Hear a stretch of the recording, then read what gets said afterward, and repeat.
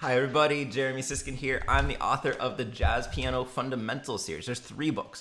I only have 2 hands. I'm only holding up 2, but trust me, there's 3 books all available at jeremysiskind.com, amazon.com, wherever fine books are sold. Also, playing solo jazz piano and solo standards for piano. They both have solo and piano in the title, but very different books. Check them all out.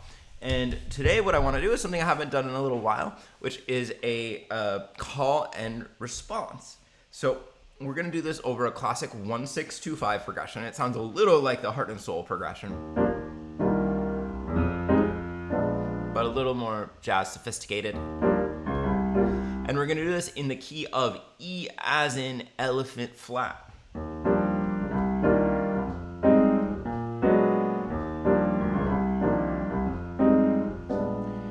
And what I want to do is I'm going to play a simple phrase, maybe get a little bit more complicated as this goes on, and then I'm going to leave some open time for you, and you're going to sing or play this phrase back, and then we're going to do it again, and then again, and then again, because this is one of the best ways that you can learn to adapt to new jazz vocabulary for yourself. So let's go ahead and try it.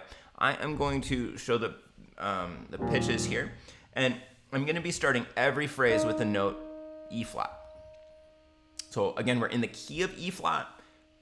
Pretty much everything I think is going to stick close to the E flat major scale. So you might want to play that scale up and down a couple times before we start. And remember that there's 3 flats: E flat, A flat, and B flat in the key of E flat major. And so the chords that I'm playing, just to let you know, is going to be E flat major 7, C minor 7, F minor 7, and then some version of B flat dominant 7, excuse me.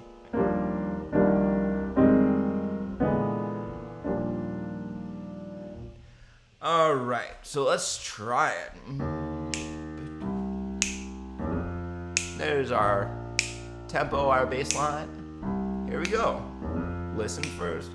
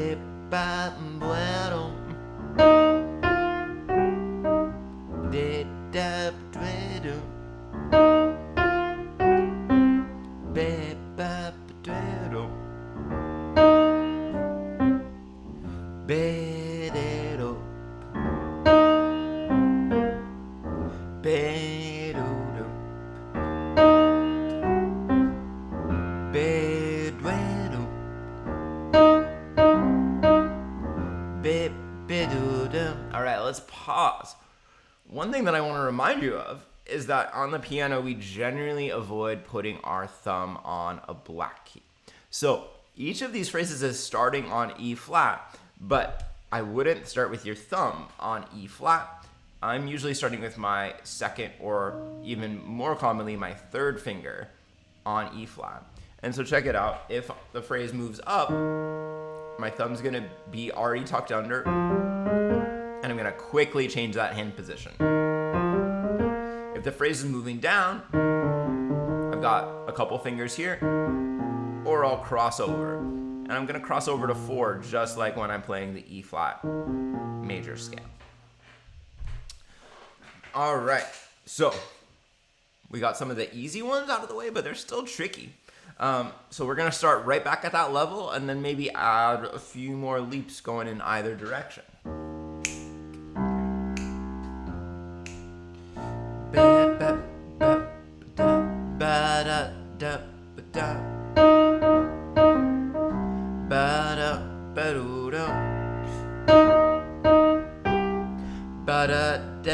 Down.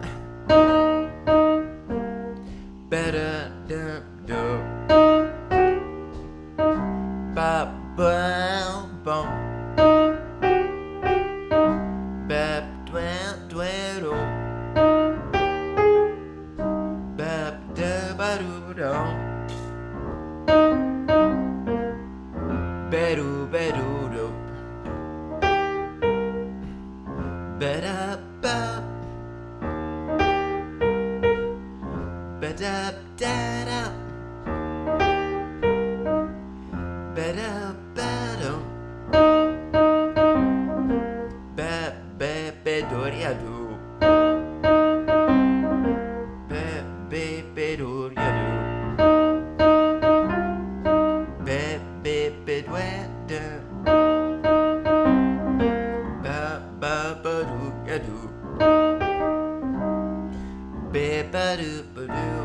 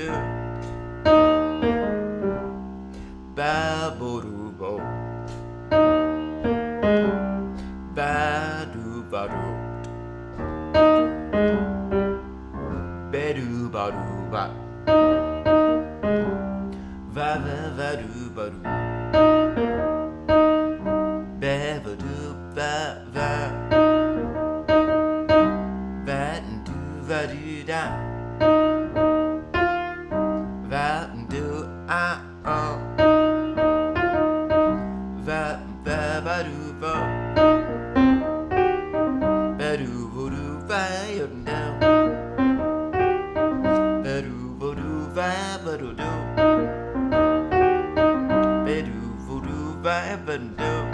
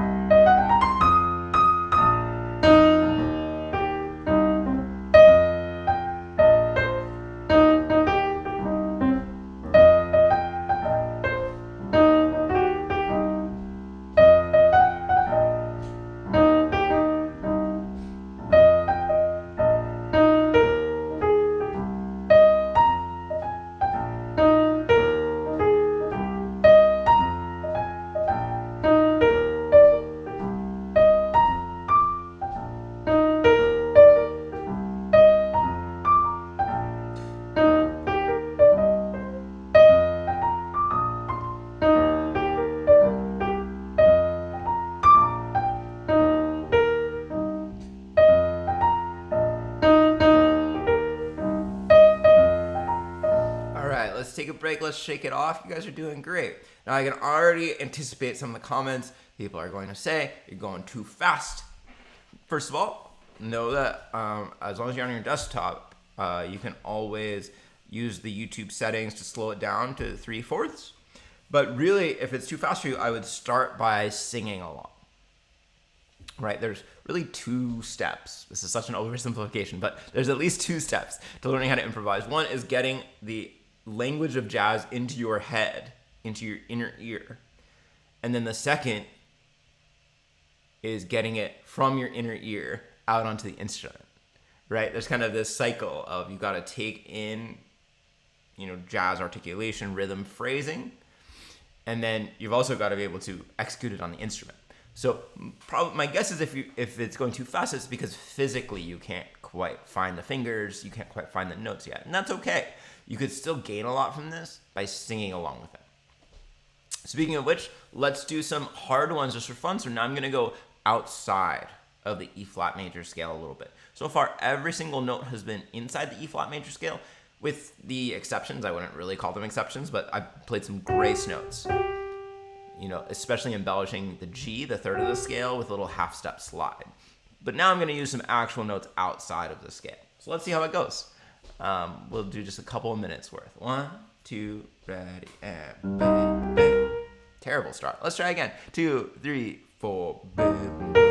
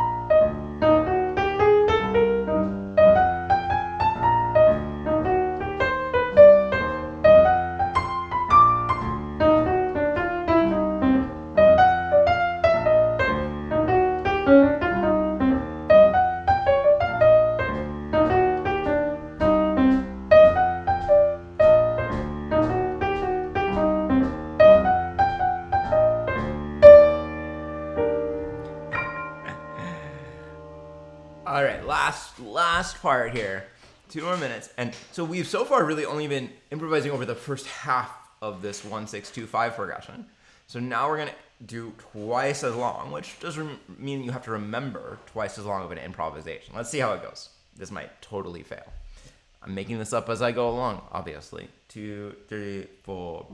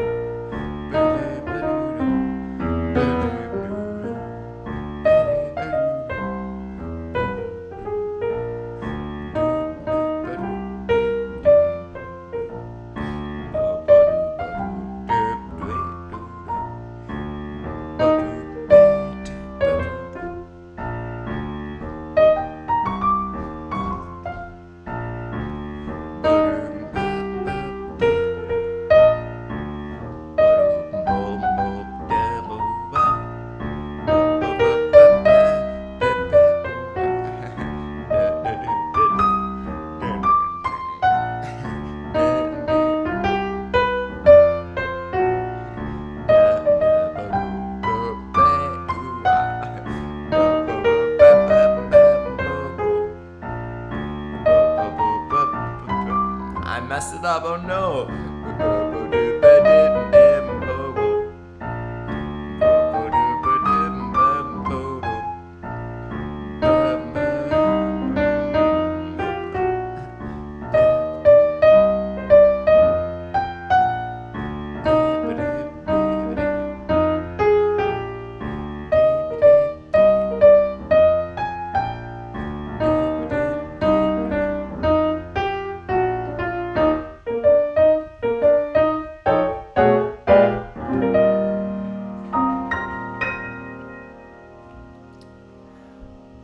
All right, folks, thank you for watching and for playing, singing, tapping along with me, whatever you did.